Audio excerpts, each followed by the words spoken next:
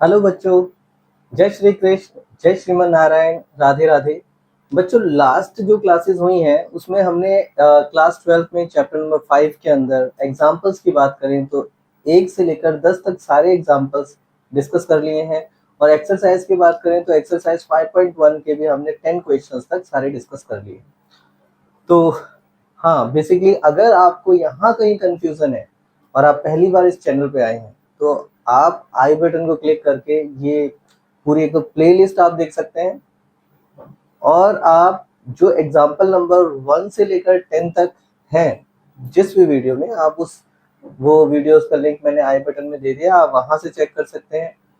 Exercise 5.1 के जो 10 questions हैं उनको अलग अलग वीडियोस के अंदर स्प्लिट किया है, इसलिए मैंने प्लेलिस्ट आपको दे दी है, आप उस प्लेलिस्ट में चेक कर सकते हैं। तो चलिए आज ना हम एक स्टार्ट करते हैं अपनी इस आज की क्लास को। और आज की क्लास के अंदर बेसिकली हम स्टार्ट करेंगे एग्जाम्पल नंबर 11 से। एग्जाम्पल 11 से स्टार्ट करके कुछ एक्सरसाइज 5.1 के क्वेश्चंस करेंगे। तो सबसे पहले करते हैं एग्जाम्पल नंबर 11। एग्जाम्पल 11 है बच्चों हमारी एक्सरसाइज हमारे चैप्टर नंबर 5 का। एग्जाम्पल 11 हमसे क्या कहता है, find all the point of discontinuity. हमसे बोलता है कि आप सारे के सारे पॉइंट्स जो भी हैं डिसकंटिन्यूटी वो निकालिए। फंक्शन हमें गिवन है, x plus 2 if x is less than 1, 0 if x is equal to 1 and x minus 2 if x is greater than 1। So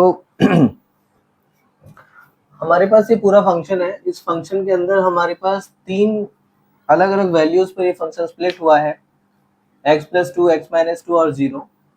किस पर स्प्लिट हुआ है जी बच्चों? 1 पर स्प्लिट हुआ है।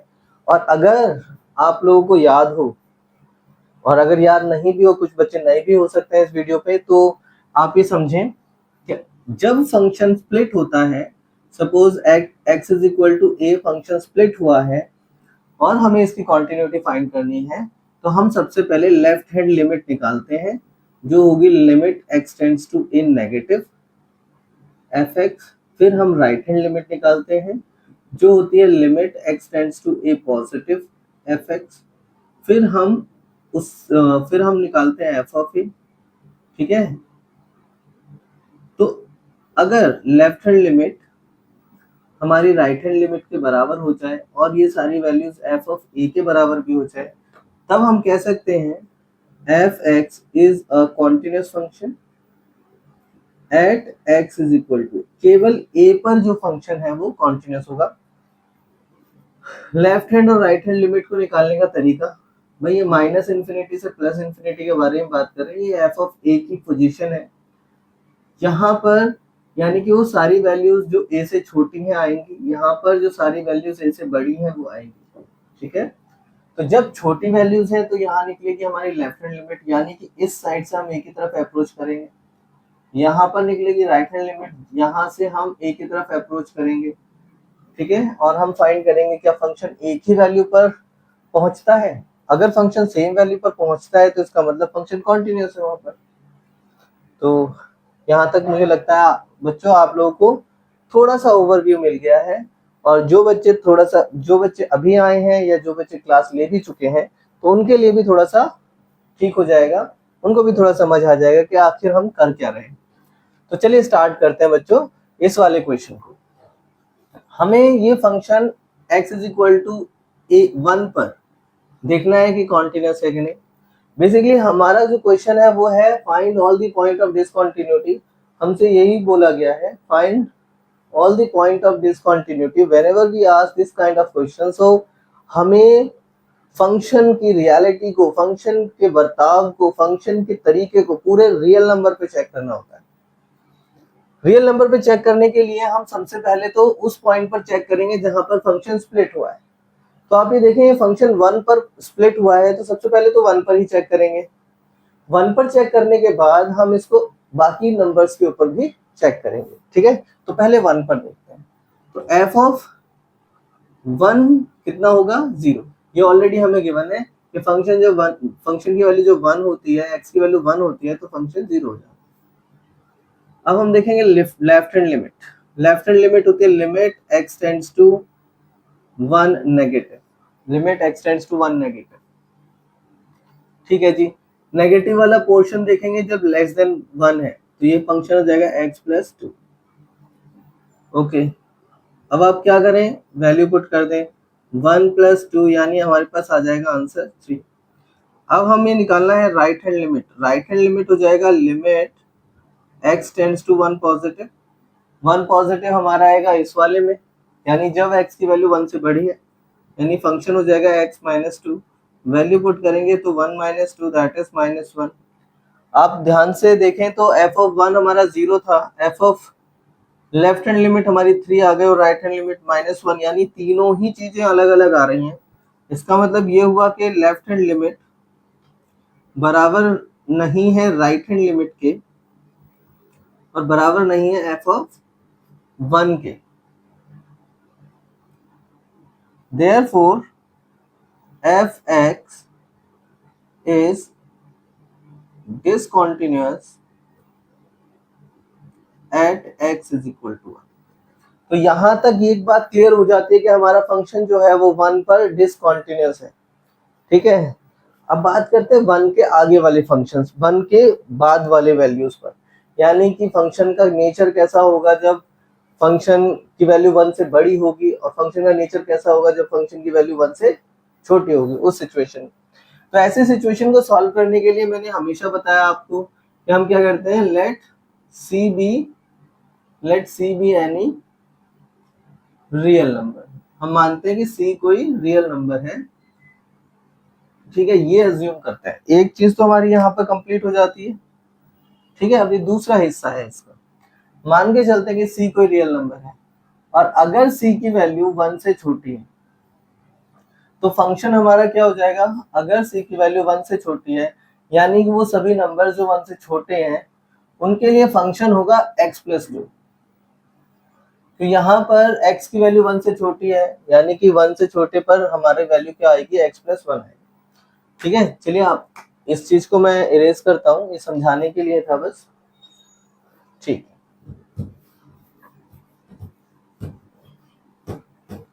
ऐसे सिचुएशन में हमें c पर कॉन्टिन्यूटी निकालनी होती है। तो हम यहाँ पर क्या करेंगे, सबसे पहले f ऑफ c निकालेंगे, हमारा आएगा c प्लस 2। फिर limit x tends to c, fx हमारे पास x प्लस 2 है, हम वैल्यू निकालेंगे तो c प्लस 2 हो जाएगा। इसका मतलब ये हुआ कि limit x tends to c, fx बराबर f ऑफ c हो गया। Therefore, fx is continuous for all c less than 1, यानी कि सभी वैल्यू जो c की 1 से छोटी हैं उन वैल्यूज पर ये फंक्शन कॉन्टिन्यूस हो जाता है।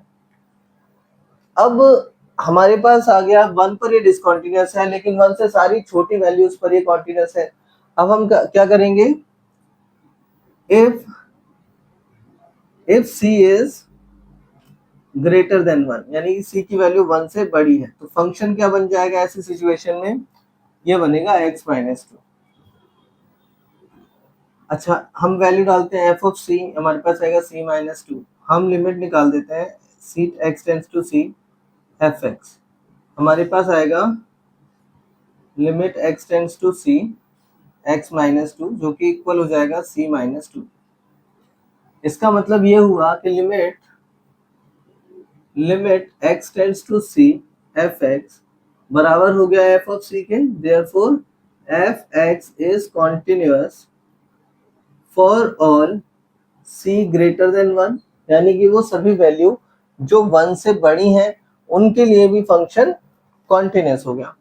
ये हमारा थर्ड पार्ट क्लियर हो गया बच्चों। तो जब भी आपसे क्वेश्चन पूछा जाता है कि बताइए सारे पॉइंट्स फाइंड आउट करिए जो फंक्शन के हैं और फंक्शन उस पॉइंट्स पर डिसकंटिन्यूअस है, हम हमेशा ही फाइंड करते हैं 3 अलग अलग मेथड्स में। पहला, उस पॉइंट पर निकालेंगे जिस पॉइंट पर फंक्शन स्प्लिट हो रहा है। दूसरा, जब c की वैल्यू 1 से छोटी हो, मतलब उस पॉइंट से छोटी हो, जब c की वैल्यू उस पॉइंट से बड़ी हो। इन तीनों पार्ट्स को सॉल्व करने के बाद आपका क्वेश्चन कंप्लीट हो जाता है। तो अभी फिलहाल हम कंप्लीट जब क्वेश्चन को देखते हैं कि क्वेश्चन कंप्लीट हो गया हमारा, तो हम देख पा रहे हैं कि सारी वैल्यूज पर फंक्शन कॉन्टिन्यूअस है एक्सेप्ट 1 पर। तो हम लिखेंगे therefore there is only one point of discontinuity,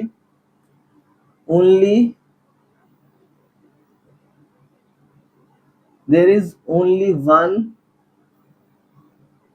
point of discontinuity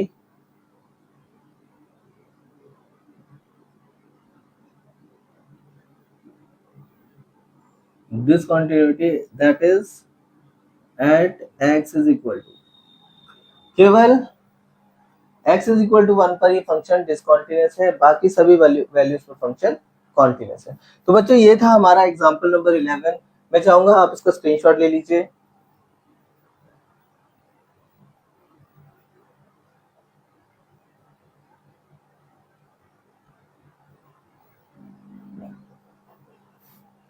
चले एग्जाम्पल 12 थोड़ा सा हटके है।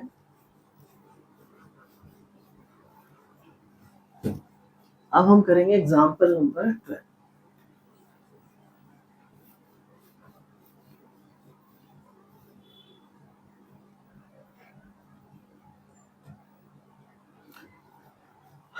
एग्जाम्पल नंबर 12, एग्जाम्पल 12 भी हमारा स्प्लिटेड फंक्शन है। ये दो अलग अलग पार्ट्स में स्प्लिट हुआ है। इसमें भी लिखा है discuss the continuity of the function. F x हमें गिवन है x plus 2 if x is less than 0, x plus 2 minus x plus 2 if x is greater than 0। इन दो वैल्यूज पर हमें देखना है, ठीक है। अब आप ये देखें कि ये फंक्शन जो है, ये फंक्शन 0 पर क्या है, मतलब 0 पर अगर हम x की वैल्यू 0 के इक्वल रखें तो ये फंक्शन डिफाइंड ही नहीं है, ठीक है। तो at x is equal to 0 f(x) is not defined।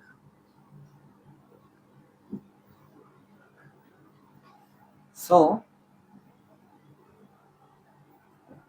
we have to check, we have to check the continuity of the function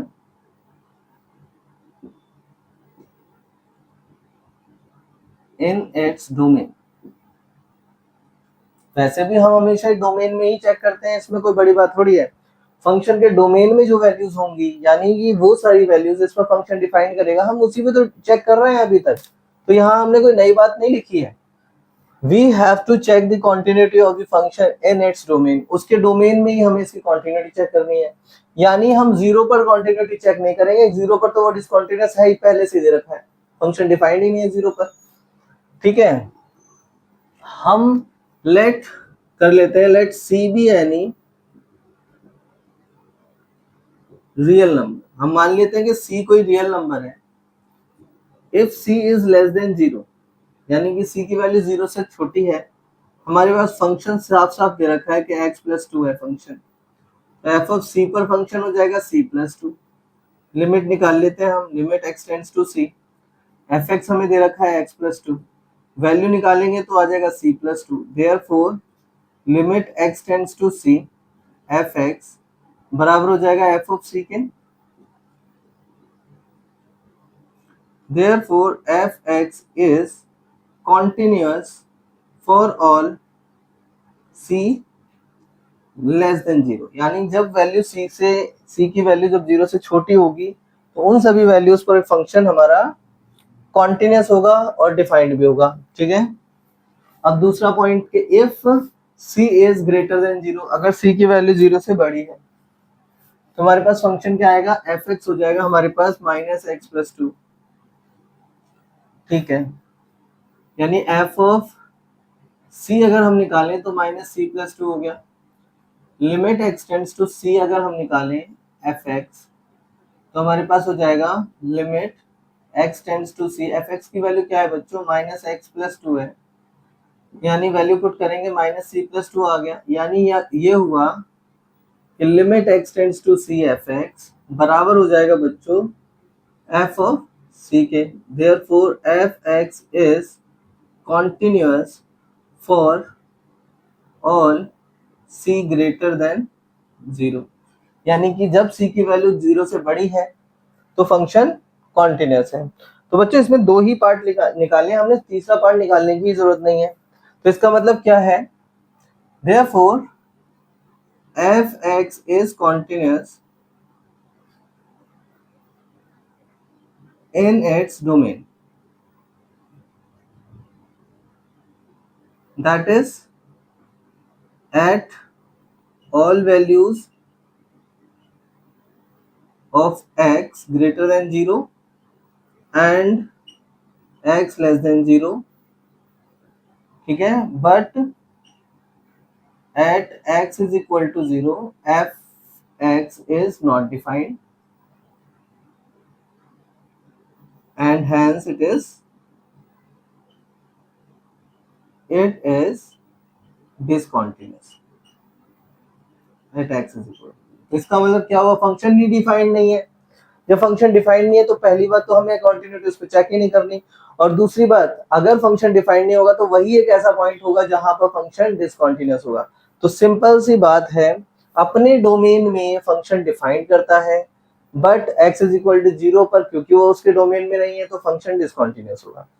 हम ये भी कह सकते हैं कि अगर हम इस फंक्शन का ग्राफ प्लॉट करें, अगर हम इस फंक्शन का ग्राफ प्लॉट करें तो हम ये देखेंगे कि फंक्शन 1 और 2, फंक्शन इधर से इस डायरेक्शन में जाएगा, ऐसे इस डायरेक्शन में जाएगा, और जब बात करते हैं 2 पर तो function x is equal to 0 पर हमें पेन को लिफ्ट करना पड़ेगा क्योंकि हम डायरेक्ट नहीं बना सकते। हम इधर से आ रहे हैं ऐसे ऐसे ऐसे ऐसे पूरा यहाँ तक पहुंचे तो 2 पर हम यू पहुंच कर नीचे नहीं आ सकते। 2 पर हमें पेन को लिफ्ट करना पड़ेगा, फिर स्टार्ट करना पड़ेगा, फिर नीचे आना पड़ेगा। तो इसका मतलब ये हुआ कि फंक्शन 2 पर x इज इक्वल टू 0 पर यहाँ जब x की वैल्यू 0 है तो उस वैल्यू पर फंक्शन नॉट डिफाइंड है, यानी कि उस वैल्यू पर फंक्शन डिसकंटीन्यूअस होगा। इसलिए मुझे लगता है आप लोगों को बच्चों क्लियर हुआ होगा। ये सारा का सारा आप इसका स्क्रीनशॉट ले लीजिए, आगे चलते हैं।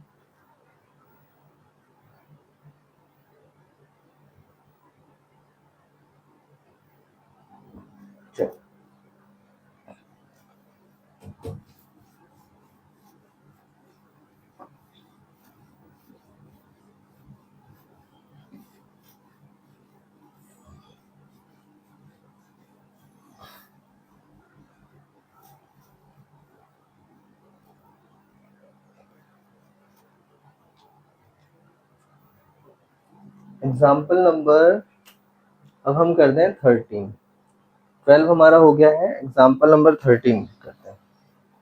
एग्जाम्पल नंबर 13 है बच्चों, कह रहे discuss the continuity of the function.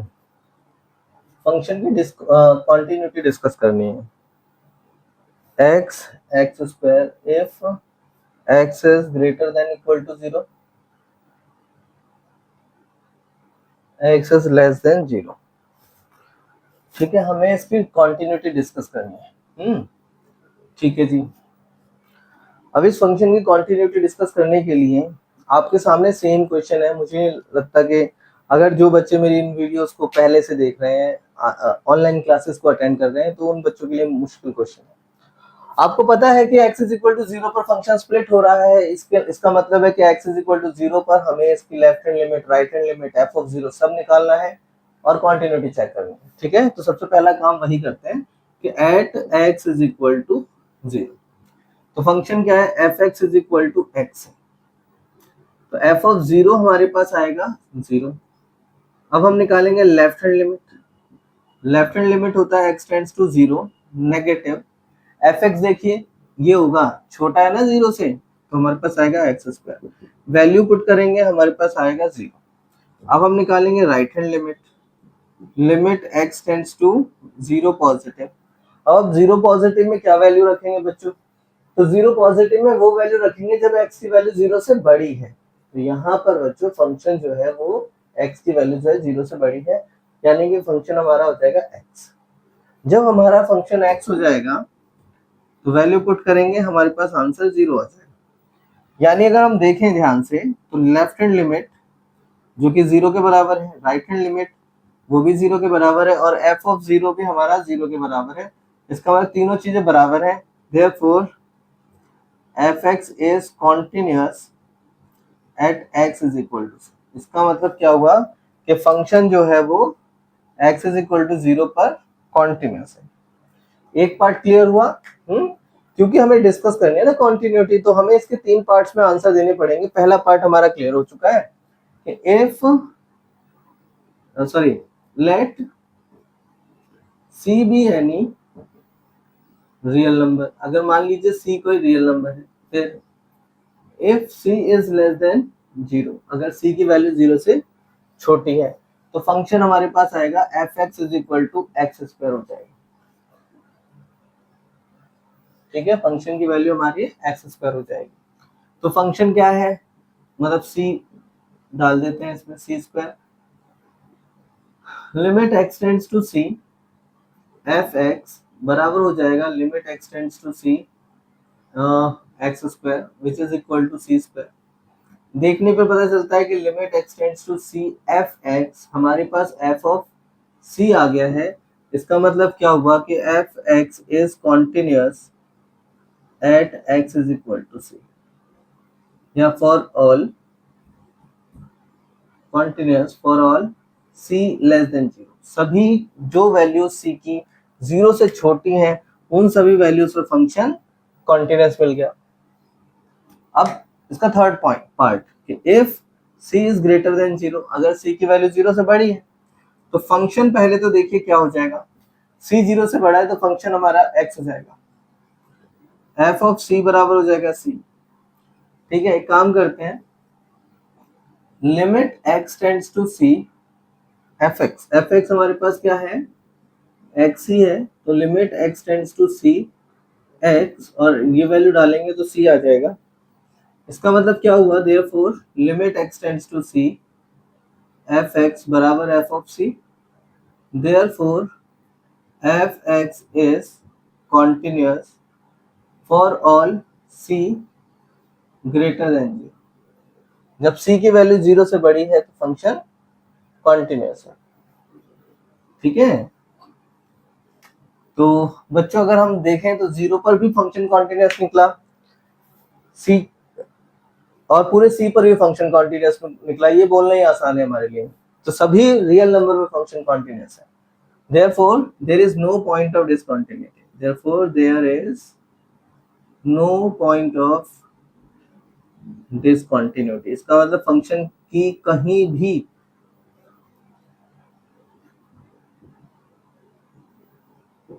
कहीं पर भी फंक्शन डिसकंटिन्यूअस नहीं है, फंक्शन हर जगह कॉन्टिन्यूअस है। ठीक है, तो मुझे लगता है बच्चों एग्जाम्पल नंबर 13 भी क्लियर हो गया होगा आप लोगों को। तो एक काम करिए, आप स्क्रीनशॉट ले लीजिए इसका।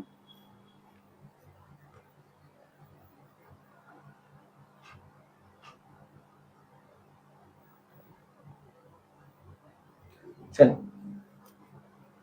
अब करते हैं बच्चों example number 14।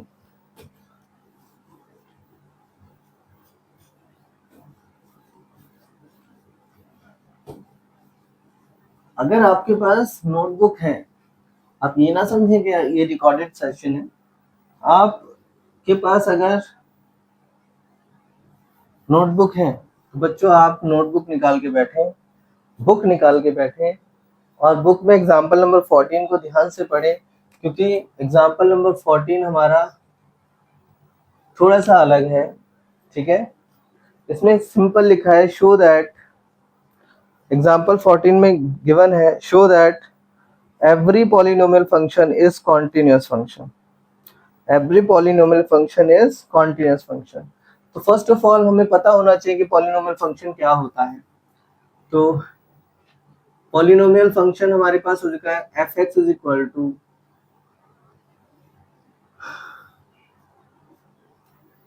A n x to power n plus a n minus one x to power n minus one plus so on plus a 1x⁴ plus a0x⁴, ये फंक्शन हमारा कॉन्टिन्यूस, ये फंक्शन हमारा पॉलिनोमियल फंक्शन कहलाता है। अगर ये function polynomial function है तो हमें इसी फंक्शन की कॉन्टिन्यूटी फाइंड करनी है कि क्या फंक्शन कॉन्टिन्यूस है। वैसे मैं आप लोगों को अंदर की बात बताऊं, जितने भी पॉलिनोमियल फंक्शन होते हैं लगभग सारे फंक्शन कॉन्टिन्यूस होते हैं, तो ये फंक्शन भी कॉन्टिन्यूस है। बट प्रूफ कैसे करेंगे? प्रूफ करने के लिए हम लेट कर लेंगे let C be any real number. यही रामबाण है हमारे पास हर चीज को प्रूफ करने का कि भाई सी कोई रियल नंबर है, और अगर कोई सी रियल नंबर है तो उस पर ये फंक्शन कॉन्टिन्यूस है या नहीं वो चेक कर लेते हैं। सबसे पहले हम एफ ऑफ सी निकाल लेते हैं, तो a n c to power n plus a n minus one c to power n minus one plus so on plus a one c की power one plus a zero c to power zero. वैसे तो किसी की value zero हो, किसी की power zero हो तो वो हमेशा वन होता है। फिलहाल हम इस चीज को नहीं देख रहे हैं, ये देख रहे हैं। Limit x tends to c f x बराबर हो जाएगा limit x tends to c पूरा polynomial function n minus one x power n minus one plus so on plus a one x one a zero x to power zero. अगर हम value put करते हैं इसके अंदर तो हमारे पास आएगा a n c to power n plus a n minus one c to power n minus one plus so on plus a one c to power one plus a zero c to power zero. यहाँ जाएगा। आप देखें दोनों same है, therefore limit x tends to zero c f x बराबर है f of c के। Therefore f x is a continuous function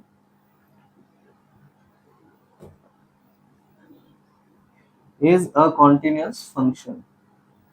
इसका मतलब क्या है? एफ एक्स जो है वो एक कॉन्टिन्यूअस फंक्शन है।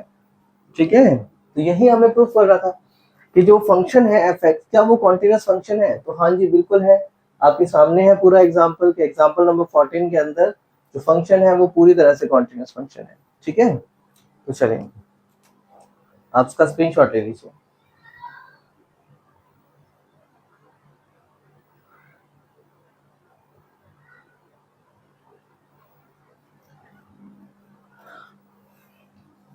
अब एग्जांपल नंबर 14 तो हमारा कंप्लीट हो गया। एग्जांपल नंबर 15 करेंगे, और एग्जांपल 15 बहुत ही इंपॉर्टेंट एग्जांपल है, ध्यान रख लीजिएगा, क्योंकि अधिकतर बच्चे इस एग्जांपल पे अटकते हैं। एग्जांपल नंबर 15 जो है, एग्जांपल 15 है हमारा कि f x is a greatest integer function. ये सिंबल है बच्चों ग्रेटेस्ट इंटीजर का। ठीक है, f x is a greatest integer function. Find the point of discontinuity of the greatest integer function defined by f x. ठीक है जी, हमें point of discontinuity निकालनी है इस फंक्शन की। तो मैं आप लोगों को पहले एक बार थोड़ा सा हम ना ग्रेटेस्ट इंटीजर फंक्शन के बारे में समझते हैं कि आखिर ये होता क्या है। ठीक है, तो और इसका ग्राफ भी देख लेते हैं, क्योंकि जब तक आप समझोगे नहीं समझ नहीं आएगा कि ग्रेटेस्ट इंटीजर फंक्शन का नेचर होता क्या है। ये कहता है कि अगर, पहले तो इसको डिनोट ऐसे करेंगे, ठीक है, ग्रेटेस्ट इंटीजर फंक्शन ये कहता है कि अगर वैल्यू जीरो है तो ये भी वैल्यू जीरो ही देगा, यानी कि जीरो पर जीरो है। लेकिन अगर वैल्यू 0.1 है तो ये क्या करेगा? ये उसे जीरो देगा, यानी 0.1 को भी ये जीरो देगा। अगर पॉइंट 0.9 है तो उस वैल्यू पर भी जीरो देगा, यानी कि अगर ये 1 है तो यहां तक ये जीरो ही दे रहा है। लेकिन जैसे ही फंक्शन की वैल्यू 1 होती है, एक्स की वैल्यू 1 हो गई, ये पूरे फंक्शन की वैल्यू को भी 1 कर देगा, यानी कि 1 पर 1 हो जाएगा ये ऐसे। ठीक है, एकदम से जंप मारेगा, 1 पर 1 रहेगा, यानी 0 पर तो 0 है और यहाँ तक जाएगा, और इसको हम ऐसे खोल लेते हैं, मतलब सर्कल बना देते हैं, 1 पर 1 हो जाएगा। और अगर हम 1.9 तक की बात कर लें तो 1.9 पर भी ये वैल्यू 1 ही शो करने वाला है, यानी कि अगर ये वैल्यू 2 है तो लगभग इस तरह से चलेगा, और 2 पर वैल्यू हम ऐसे सर्कल बना देते हैं, क्योंकि 2 को छोड़कर बाकी सभी वैल्यूज पर ये फंक्शन सेम 1 शो करेगा। जैसे ही हम बात करते हैं 2 की, तो ये जंप मारेगा, यहाँ 2 पे पहुंच जाएगा, और 2 के बाद ये 3 पर भी 3 तक आएगा, लेकिन 3 पर ये वैल्यू 3 शो कर नहीं करेगा, सॉरी 3 पर ये वैल्यू 3 शो करेगा, और बाकी 3 से और 2 के बीच की सारी वैल्यूज पर ये 2 ही शो करेगा, और 3 पर ये जंप मारेगा और यहाँ पर पहुंच जाएगा।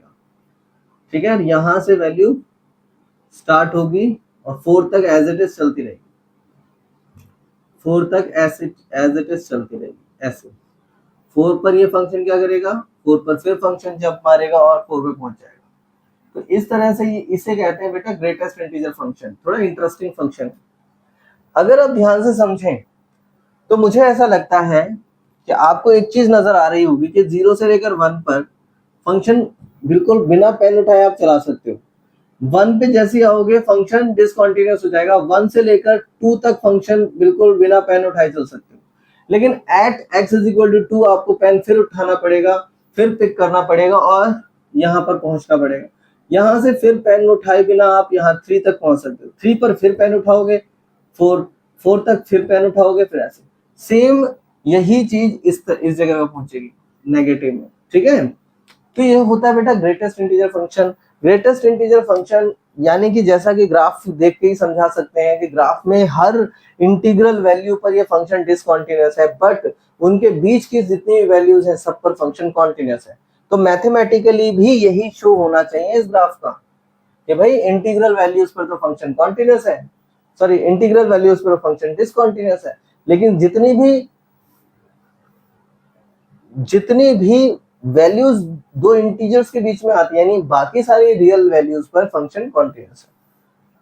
तो चलिए स्टार्ट करते हैं, कैसे करेंगे। पहले हम इसको ना निकालेंगे, 2 पार्ट्स में डिवाइड करेंगे। ठीक है, सबसे पहले लेंगे let C be any real number, c be any real number other than integers. ठीक है बच्चों, हमने इसको रियल नंबर ले लिया, लेकिन इंटीजर्स को छोड़ कर लिया।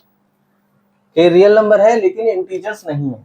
ठीक है जी, रियल नंबर है लेकिन इंटीजर्स नहीं है। तो इंटीजर्स होते क्या है, 1 2 3 4, ऐसे -1 -2 -3, ये सब इंटीजर्स होते हैं।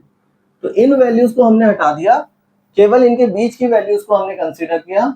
तो उस सिचुएशन में देखते हैं, हम देखेंगे एफ ऑफ सी, तो 5 greatest integer same value show करेगा। ठीक है, अगर हम लिमिट निकाल लेते हैं x tends to c f x, तो हमारे पास आएगा limit x tends to c greatest integer of x, यानी कि आ जाएगा greatest integer of c। Therefore हम ये कह सकते हैं कि limit x tends to c greatest integer of x बराबर हो जाएगा f ऑफ c पर। ये कहा जा सकता है therefore f x is continuous for all real values, real numbers other than integers। यहां तक हमारा एक टॉपिक कंप्लीट हो जाता है कि इंटीजर्स को छोड़कर बाकी सारी वैल्यूज पर फंक्शन कॉन्टिन्यूअस है। But what about integers, integers पर ये फंक्शन कैसे हम प्रूफ करेंगे कि डिसकंटिन्यूअस है। तो हम इसको इरेज करते हैं। चलिए सेकंड पार्ट हम इसका सॉल्व करते हैं, इंटीजर्स पे कैसे डिसकंटिन्यूअस है ये कैसे पता चलेगा। तो देखिए,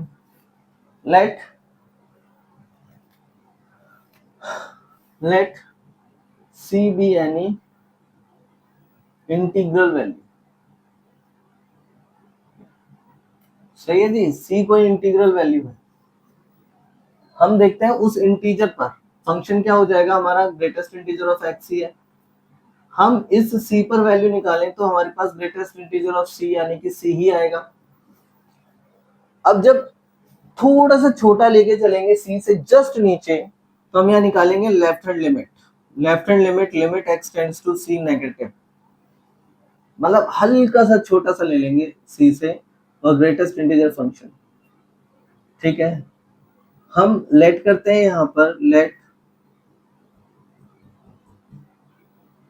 let x is equal to c minus h as x tends to 0 c h tends to 0। अब वैल्यू डालें यहाँ पर, x की जगह c की वैल्यू डालेंगे। देखें ध्यान से, मैं यहाँ पर बता देता हूँ आपको। जब आप x की जगह c डालेंगे तो ये जाएगा c माइनस एच, c से c कैंसिल, यानी h इज इक्वल टू 0 आ गया। तो यही तो लिखा है कि जब हमारी वैल्यू x की c तक पहुंचती है तो h हमारा 0 हो जाता है। Limit h tends to 0 greatest integer of x। अच्छा, ग्रेटेस्ट इंटीजर ऑफ x क्यों लिखेंगे, इसकी जगह तो हम लिखेंगे c माइनस एच। और बच्चों c माइनस एच, अब ये समझे जरा, c कोई वैल्यू थी और h बहुत ही छोटी वैल्यू होती है। कितनी छोटी भाई, जैसे 0.0001, इतनी छोटी वैल्यू। अगर मैं c की जगह अज्यूम कर लेता हूँ कि 2 है और 2 में से 0.0001 को माइनस कर दूंगा तो ये बचेगा 1.9999 एंड सो ऑन। तो अगर ग्रेटेस्ट इंटीजर को बोलते हैं कि भाई 1.999 है क्या चीज, तो 1.999 को वो 1 देता है, ना कि 2। यानी कि एक स्टेप डाउन हो जाता है फंक्शन। यानी यहाँ पर क्या आएगा, limit h tends to 0 c minus h, हमारे पास ये आ जाएगा limit h tends to 0 c minus 1। इस फंक्शन की वैल्यू c माइनस 1 हो जाएगी और सॉल्व करें तो हमारे पास आएगा c माइनस 1। इसी चीज में अगर हम राइट हैंड लिमिट निकालें, दूसरी लिमिट निकालें राइट हैंड लिमिट, तो राइट हैंड लिमिट हो जाएगी limit x tends to c positive, fx होगा हमारे पास ग्रेटेस्ट इंटीजर ऑफ x। ठीक है, इसको मैं इरेज करता हूं यहां पर से।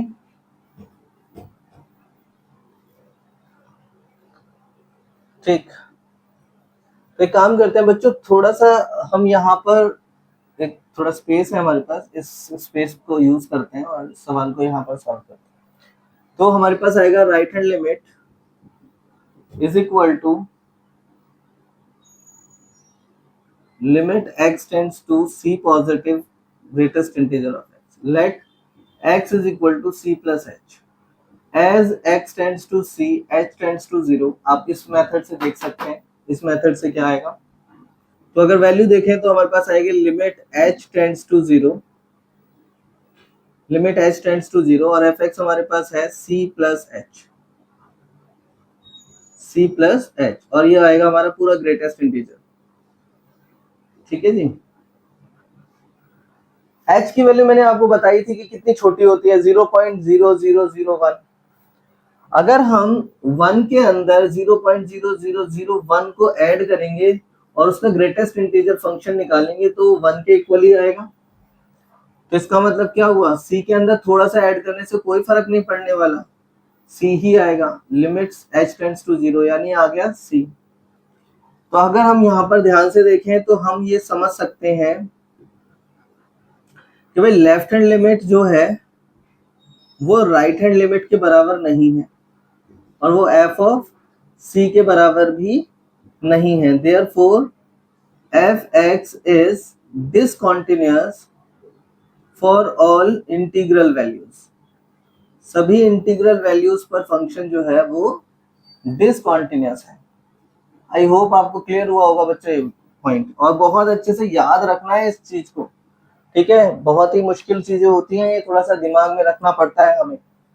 ठीक है, तो मुझे लगता है क्लियर है। आपकी बुक में क्वेश्चन नंबर 15 है, आई थिंक क्वेश्चन नंबर 15 है जो इसी तरीके से होगा, 19 के आसपास, 15 या 19 है जो इस तरह से होगा। तो आप एक बार ट्राई भी कर सकते हैं। तो मैं चाहूंगा बच्चों आप एक बार स्क्रीनशॉट ले लीजिए इसका।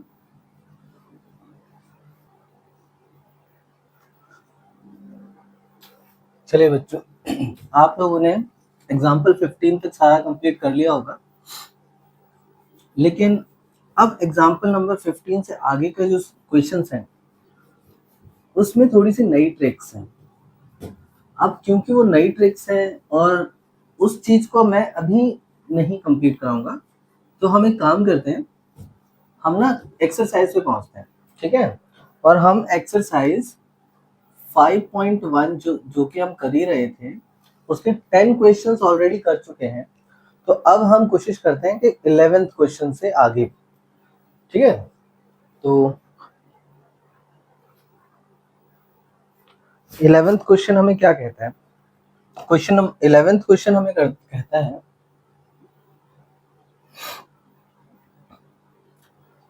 एफ एक्स हमारे पास है एक्स क्यूब -3 और x square plus 1 if x is less than equal to 2, if x is greater than 2. So this is the 11th question of exercise 5.1. तो this is the 11th question. Function हमें दे रखा है, ये दो पर split हो रहा है और क्वेश्चन वही है, डिस्कस द कॉन्टिन्यूटी और find all the points of the continuity, ठीक है।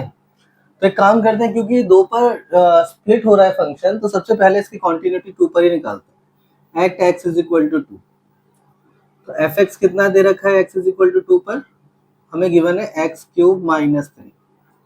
हम एफ ऑफ 2 निकालते हैं, 2 क्यूब -3 यानी 8 -3 कितना हुआ 5। अब निकालेंगे लेफ्ट हैंड लिमिट।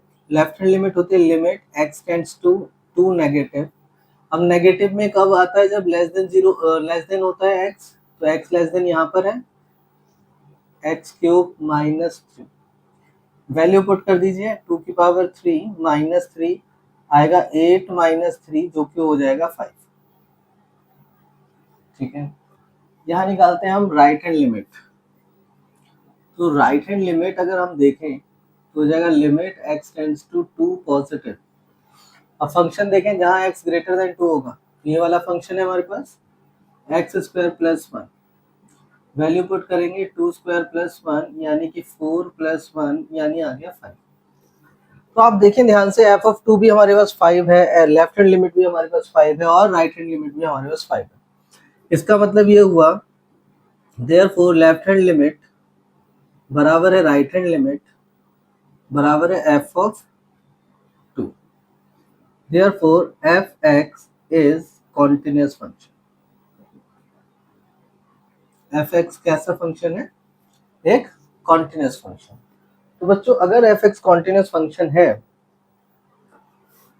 तो कितने में फंक्शन है कॉन्टिन्यूअस, 2 पर। At x is equal to, ये भी लिख देना चाहिए कि भाई 2 पर जो है फंक्शन जो है कॉन्टिन्यूअस है। लेकिन अब हमें ऑल पॉइंट्स ऑफ डिसकंटिन्यूटी निकालना है, जैसा कि कई बार मैं इस चीज को डिस्कस कर चुका हूं, तो हमें इससे आगे भी करना पड़ेगा। ये सेकंड पार्ट होगा, let C be any real number. हमें सी को कोई रियल नंबर की तरह मान के चलना पड़ेगा और जब सी की वैल्यू छोटी होगी 2 से, if C is less than 2, तो लेस देन 2 यहाँ पर है और फंक्शन हमारे पास आ जाएगा कि f x is equal to x cube -3। F of c निकालेंगे तो सी क्यूब -3 हो जाएगा। Limit x tends to c और फंक्शन है एक्स क्यूब -3, तो हमारे पास आएगा सी क्यूब -3 यानी कि लिमिट, चलो यहाँ नहीं लिखकर यहाँ लिख देते हैं कि limit x tends to c f x बराबर हो जाएगा एफ ऑफ सी के। therefore f x is continuous for all c greater than c less than 2, यानी कि सी जब भी 2 से छोटा होगा तो ये फंक्शन हमेशा ही कॉन्टिन्यूअस होगा। चलिए अब निकालते हैं कि if C is greater than 2, अगर सी की वैल्यू 2 से बड़ी है तो फंक्शन देखते हैं एफ एक्स कितना होगा। फंक्शन है हमारे पास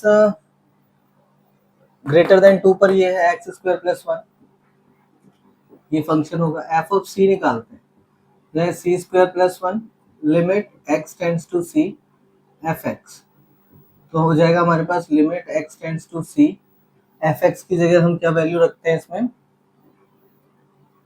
एक्स स्क्वायर प्लस 1, ये वैल्यू आ गई which is equal to c square plus 1, यानी कि आप देख सकते हैं कि limit x tends to c f x बराबर होगा एफ ऑफ सी के, therefore f x is continuous at x at या फिर for all c greater than 2। C greater than 2 है, इन सभी वैल्यूज पर भी फंक्शन हमारा कॉन्टिन्यूस आ गया। इसका मतलब क्या हुआ कि फंक्शन कहीं पर भी हमें डिसकॉन्टिन्यूस नहीं मिला। तो आंसर लिखेंगे therefore there is no point of discontinuity.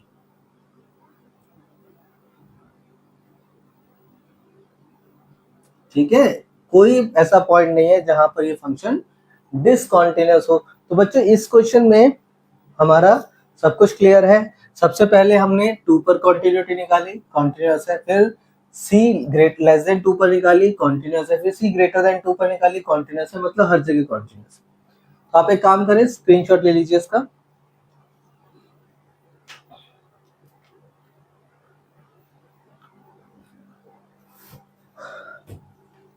अभी तक हमने 11 क्वेश्चन किए हैं, अब हम करते हैं 12th क्वेश्चन इसका। बच्चों मेरे साथ आप लगे हुए हैं, मुझे ऐसा लग रहा है कि आप लोगों को ये सब समझ आ रहा है। अगर नहीं समझ आए तो आप मुझे कमेंट जरूर करें, मैं आप लोगों को समझाने के लिए कुछ वीडियोस जरूर बनाऊंगा, ठीक है, जिसपे आप लोगों को समझ आए।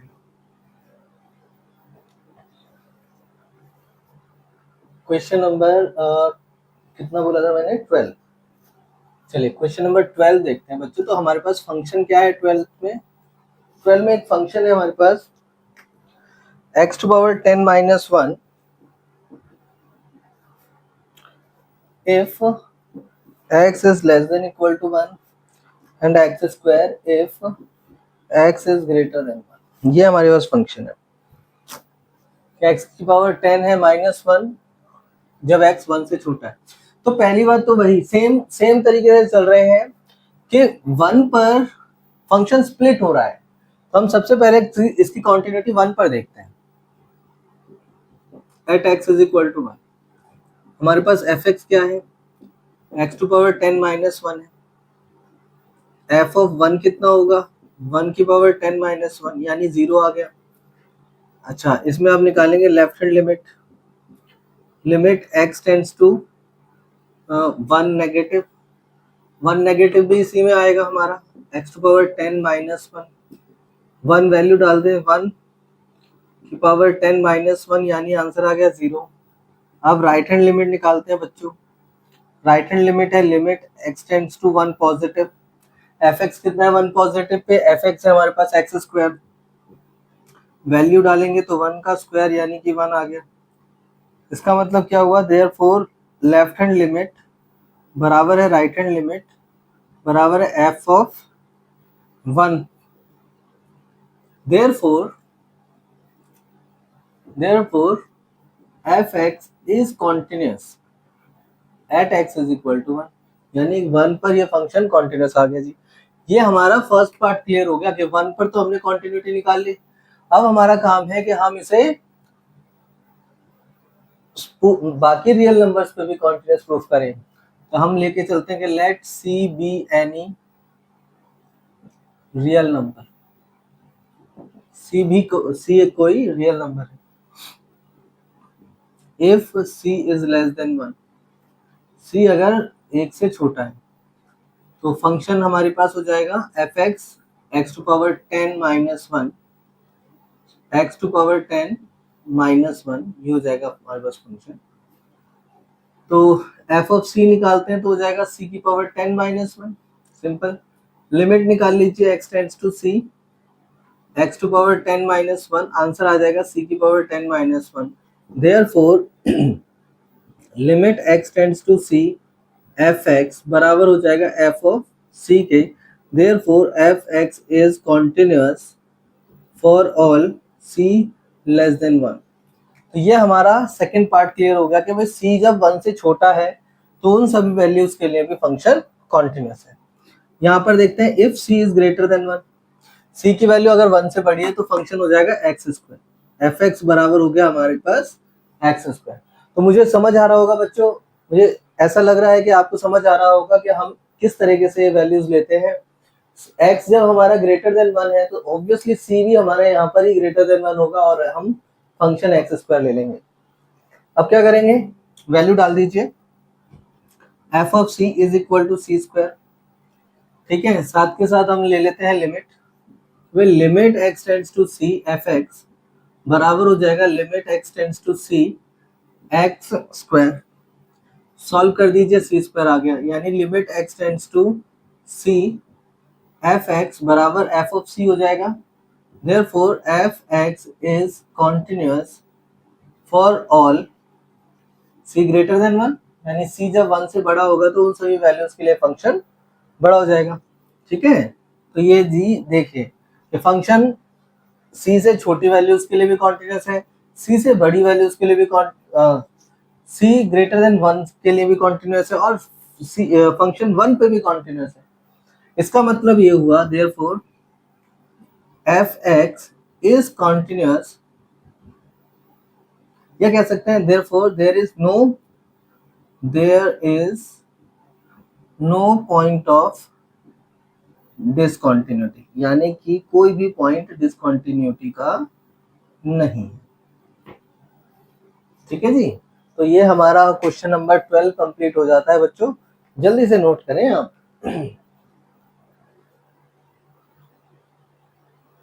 चलिए 13 देखते हैं।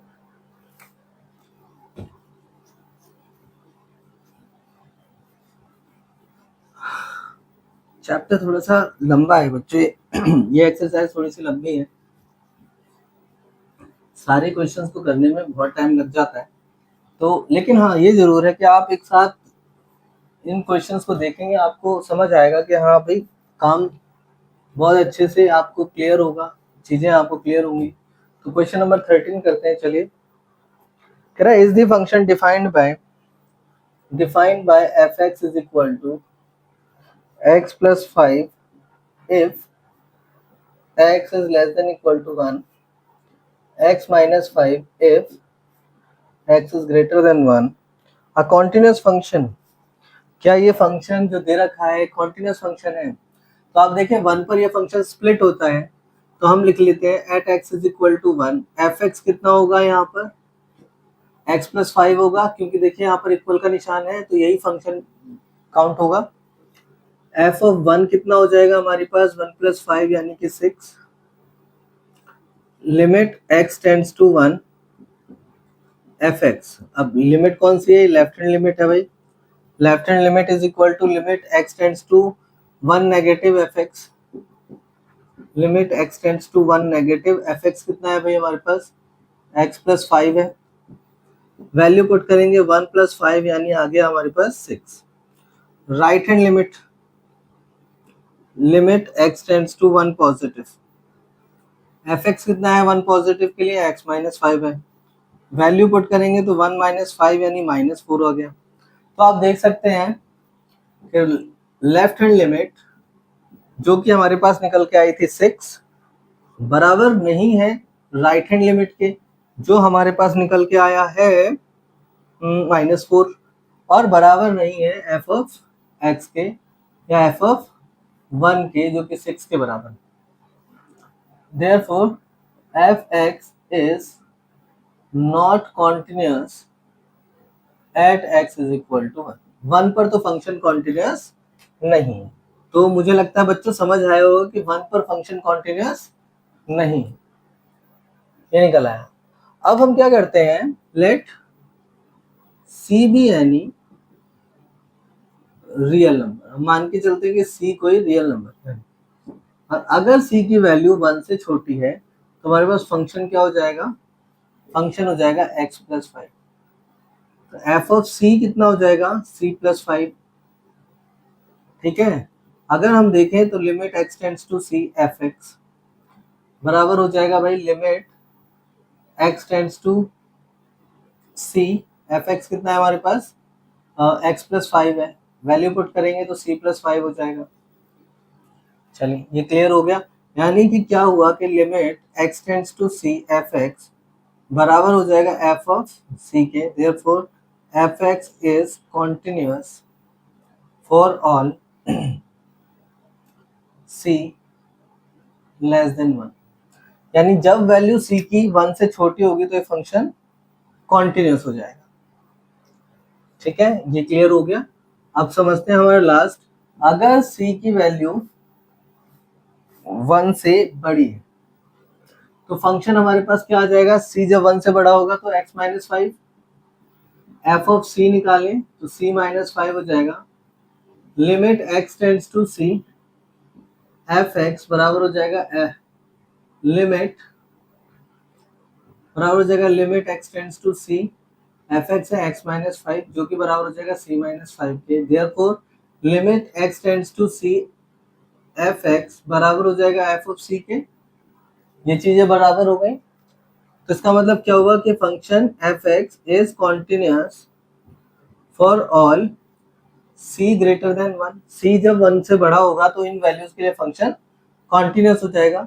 इसका मतलब क्या हुआ, therefore there is only one point of discontinuity, there is only one point of discontinuity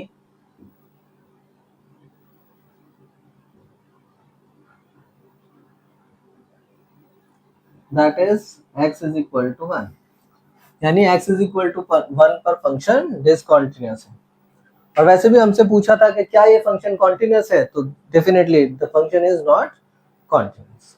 तो समझ आ गया आपको, मुझे ऐसा लगता है बच्चों क्लियर हुआ होगा।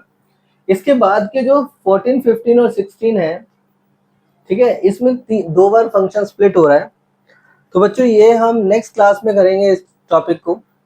तो आज की क्लास में हमने जो एग्जांपल्स किए हैं और जो क्वेश्चंस किए हैं, आप इन सभी क्वेश्चंस को अच्छे से रिवाइज करिए, घर पे बढ़िया तरीके से देखिए, अच्छे से करके देखिए काम को, ठीक है। और नेक्स्ट क्लास में हम लेकर आएंगे 14 से आगे।